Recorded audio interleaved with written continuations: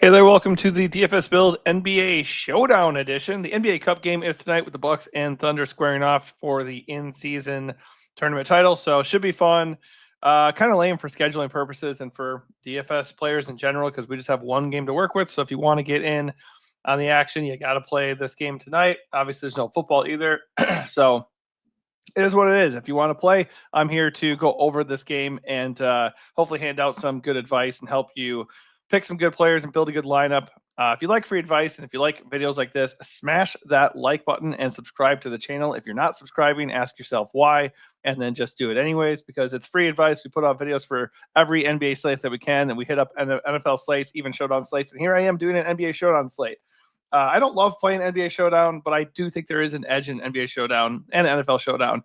I mean, honestly, you gain leverage on the field. You hit the right captain play that is overlooked, and you can win pretty easily if everything comes together. So that's the goal, is to help you out. Yesterday, we certainly did that on the main slate. Jakob Poeltl got hurt, so that was that. I mean, he was one of my favorite plays of the slate, so that busted. But I ended up still profiting. Taylor had a good night because we were all over unowned Jimmy Butler, who had 89 fantasy points.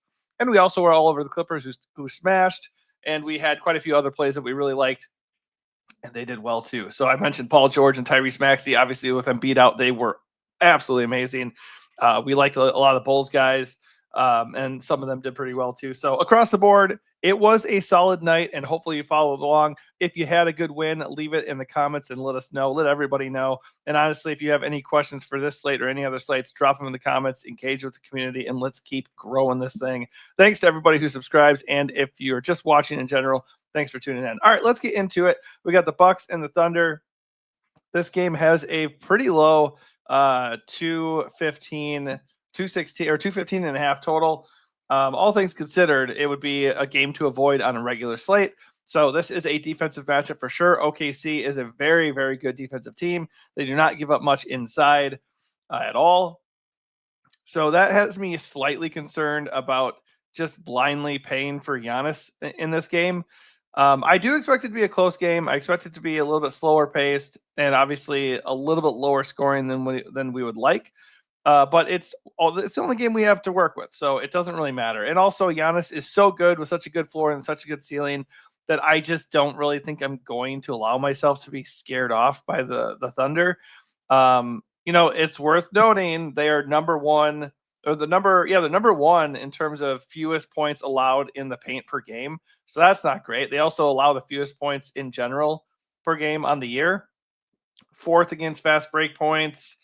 Really, the only thing that you can do against OKC consistently is get to the free throw line and jack up a bunch of threes. So they have good perimeter defenders. Lou Dort, namely, is obviously a lockdown defender. Alex Caruso rotates in off the bench. He's a lockdown defender. So from a matchup perspective, the Bucks don't look fun.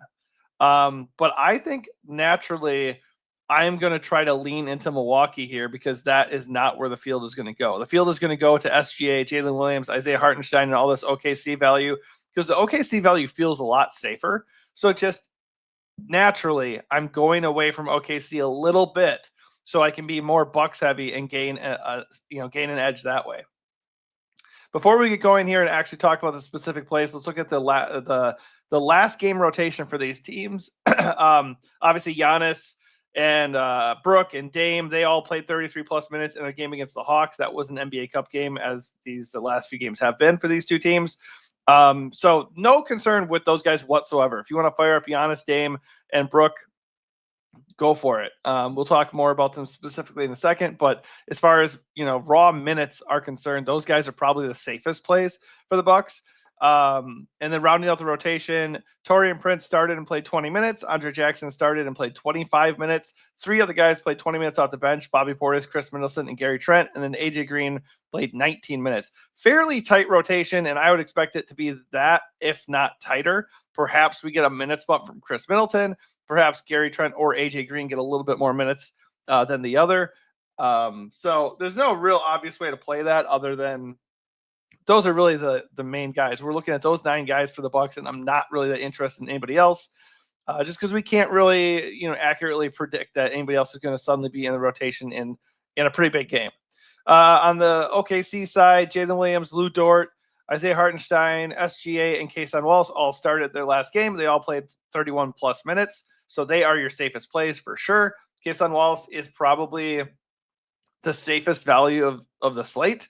And then off the bench, we got 19 minutes at Alex Caruso. He's probably my second favorite value for OKC. Isaiah Joe played almost 18 minutes. And then you get Kendrick Williams, Aaron Wiggins, and Ajay Mitchell coming in about 9-10 minutes. So those last three guys are certainly much more volatile. I'll touch on Kendrick Williams in a little bit. I'm not super excited to get to Aaron Wiggins or Ajay Mitchell, but you never know if the game's going to blow out, and you never know if somebody's going to have foul trouble or get hurt or something either. So we certainly want to keep those guys on our radar because they're in the rotation currently. But those three guys are probably very, very far down the list for me as far as guys I actually want to use. So we don't have any ownership yet. I would imagine a lot of the ownership is going to be in the captain slot. It's going to be focused on Giannis and SGA, rightfully so. I don't know if I feel like I need to get away from a chalky captain on this slate. It's just like pick whoever helps you make the best lineup. So I would imagine most of my lineups are going to be centered around Giannis and SGA. I think matchup wise, I think SGA is the guy I prefer. A little bit cheaper, projects about the same, and has a way better matchup. You know, Dame Lillard's going to be on him. Like, I love that. So SGA is my top overall play of the slate as far as, you know, a stud. And then Giannis is right behind him. I do want to get Giannis and SGA together in the same lineup as much as possible. And I would gladly rotate Giannis in as the captain as well, because they just have immense ceilings and really nice floors. Nobody else on the slate can really touch that. There is Dame, there is Jalen. Those are the next two guys that are going to get owned in the captain slot. But, you know, the matchup for Dame is not good. I think I prefer Jalen Williams there as well. When we do find out about ownership, I would not be that surprised to see Dame as the fourth most owned captain. And if he really is fourth on the totem pole, I don't mind being a little bit overweight on him and captain at all. But right now, if I'm just rolling out one lineup, I really don't mind fading Dame at all. So if I end up fading Dame, I think that's okay. And then I'm just going to probably, like I said, if I'm going to lean into the Bucks, I'm going to bank on one of those values hitting, or maybe somebody like Brooke or Bobby Portis coming up big for them at, like, you know, no ownership. So one guy I want to talk about is Isaiah Hartenstein. He's been really good. There's certainly nothing wrong with Hartenstein. He projects well and everything, but honestly, the Bucks are pretty good down low too. The Bucks defense has been better after a slow start. They're 12th in the league in points per game. They do let you get out there and score on fast breaks, but they are top 10 against teams as far as allowing points inside the paint. So it's not really that good of a matchup for Hartenstein. And they also are a solid rebounding team. So I think, and also Hartenstein has to contest with Brooke a little bit, and then of course Giannis. So I think this could be a spot where Hartenstein struggles with fouls. He's had 4 fouls in 2 of his last 3 games. He's had 3+ fouls in like 6 of his last 7. I mean, he can deal with foul trouble, and I would not be shocked at all if Hartenstein picks up 2 right away, and then, you know, the Bucks kind of exploit that.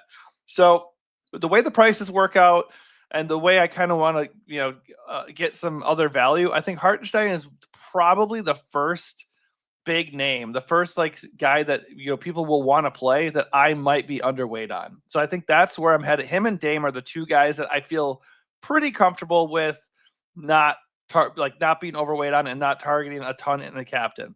Good plays, but it's a showdown slate, and you do have to take a stand somewhere. Like, if you're only going to do like one big showdown lineup, what's your strategy, you know? Or if you're going to do a bunch, what are your exposures going to be? I want to play a lot of Giannis and SGA, and I want to do a sprinkling of these other guys, but I think, you know, Jalen Williams projects better than Dame and Isaiah Hartenstein, and he's cheaper than Dame, and he's not that much more than Hartenstein. So I'm just going to go ahead and target Jalen Williams, and I'm just going to be underweight on Dame and Hartenstein in general. So if Hartenstein does struggle with fouls, or if Jalen Williams struggles with fouls, the main guy who's probably going to benefit here is going to be Kendrick Williams. And I said more on him in a bit. And do I trust Kendrick Williams? No, but he's played 11+ minutes in a bunch of games here, like in each of his last 10 games. Not a great per minute guy, not super productive when he's out there, not going to be a high usage player, but he's only 2.4K. So I don't want to captain Kendrick Williams or anything. Like, You certainly can, honestly, like this, go ahead and captain any of the values that you're interested in playing, and then you can load up on all the studs. Nothing wrong with that. It can get there. In fact, the optimal lineup at Roto Grinders right now has Kason Wallace in the captain slot. If I'm rolling out 150 lineups, you better believe a lot of them are going to be really cheap guys that are going to open it up so I can get Giannis and SGA and Dame and all these dudes for sure. I definitely want to do that. But if I'm only rolling out one lineup or I'm not playing a ton of lineups, I want to probably play it a little bit safer and target one of the guaranteed studs that has a real shot at getting 60 to 90 fantasy points here. So that's why my focus is going to remain on Giannis and SGA. So if I do that, I want to take a stand against some guys who are going to get carry ownership, which for me, it's going to be Damon Hartenstein. I'm going to be underweight there. And then I want to go a little overweight on some values that other people might not be looking at. Kenrich Williams is one of them.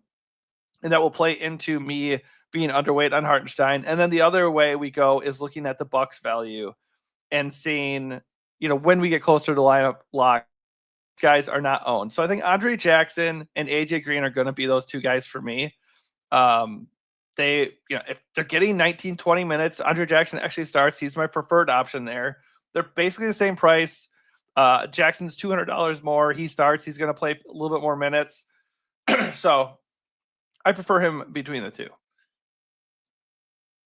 Now, Kason Wallace is totally fine. Big minutes, not super high usage rate.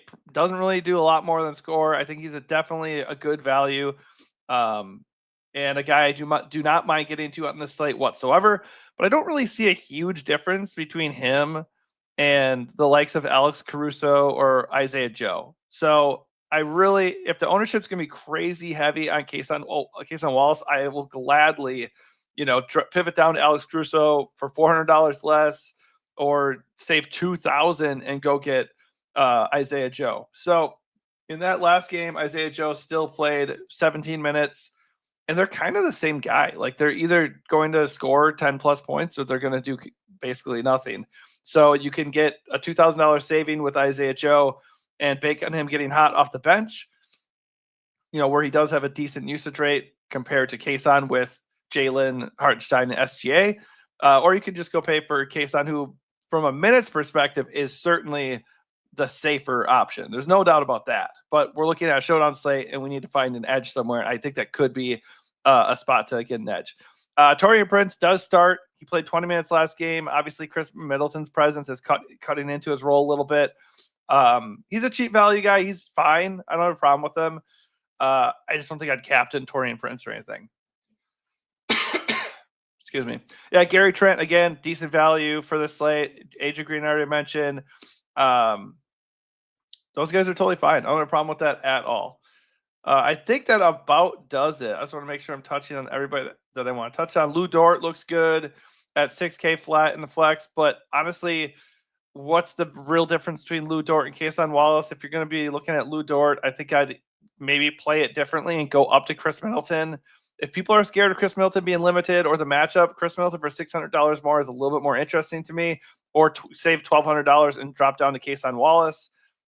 Same if the ownership's going to be a Kason Wallace, save $400 and go get Alex Caruso.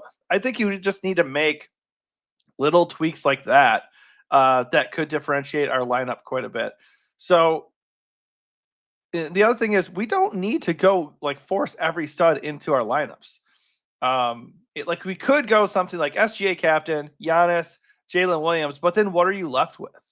You're left with Isaiah Joe, Andre Jackson, Kenrich Williams, right? I don't think there's a problem with going Kenrich Williams there as a cheap punt to leverage Hartenstein and hopefully he gets in foul trouble. And then Andre Jackson as a starter, I think is fine. I think you could go with something, maybe put in Kason Wallace and Bobby Portis and eat salary, eat 1.2K. Or you could go in and get Lou Dort and Bobby, or Lou Dort and Brooke, and Lou Dort and Chris. Across the board, you're eating some salary.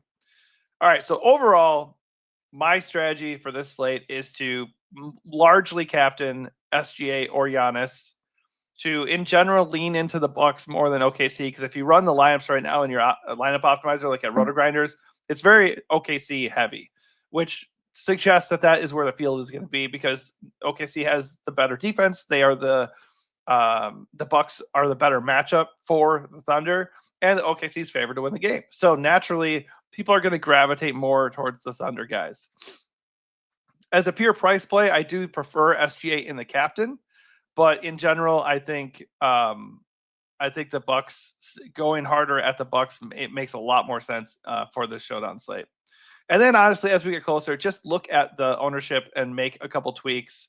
Me personally, I'm going to be leveraging the interest in Isaiah Hartenstein and just being underweight on him and Dame on this slate.